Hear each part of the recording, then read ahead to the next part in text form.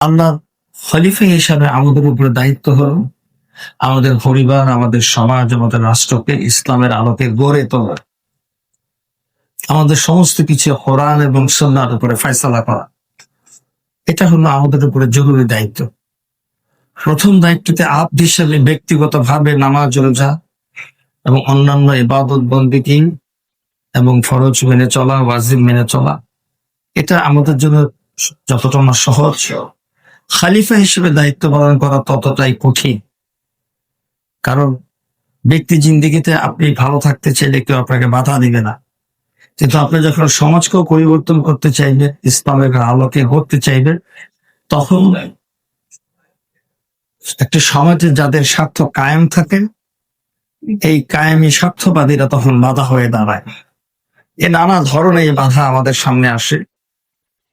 বাংলাদেশ জামাত ইসলামী রাষ্ট্রের পরিবর্তনের জন্য, আমাদের বাংলাদেশকে একটি নতুন বাংলাদেশ হিসেবে গড়ে তোলার জন্য সংসদ নির্বাচনে অংশগ্রহণ করছে।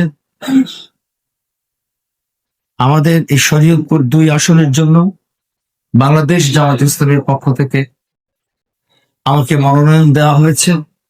আমি আপনাদের সাথে আজকে পরিচিত হলাম, পাশাপাশি আপনাদের দোয়া, আপনাদের সমর্থন, আপনাদের ভালোবাসা আমি আশা করছি।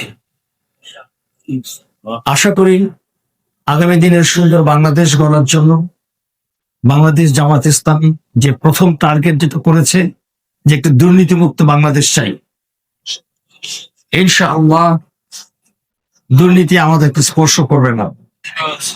ইনশাআল্লাহ আমরা সবসময় মজলুমের সাথে থাকবো, জালিমকে আমরা প্রশ্রয় দেব না ইনশাআল্লাহ। এই দুটি বিষয়ে আমি আপনাদের সমর্থন চাই। আশা করি আগামী নির্বাচনে আপনারা আপনাদের সুচিন্তিত রায়, মতামত দিয়ে, আপনাদের ভোটাধিকার প্রয়োগ করে একটি নতুন বাংলাদেশ গড়ার ক্ষেত্রে আপনারা আমাদের সকলকে সহযোগিতা করবেন। আমি কি আপনাদের কাছ থেকে আশা করতে পারি? আল্লাহ পাক আমাদের কবুল করুন। আল্লাহ হাফেজ।